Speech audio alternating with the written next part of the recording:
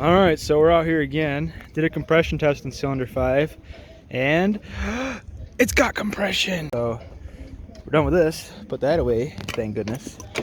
The injectors, and I'm gonna be pulling the whole fuel rail, hopefully.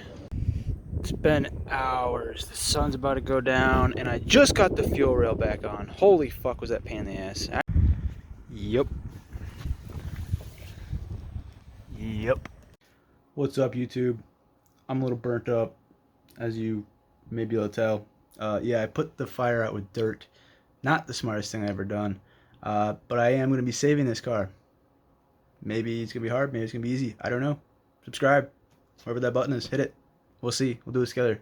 You'll see me struggle. You'll see me cursing. Yeah, it's going to be fairly easy. Just some wires. But, yeah. Next video is coming out soon. It's going to be me cleaning it out, addressing the fire, and seeing what really happened. So, thank you.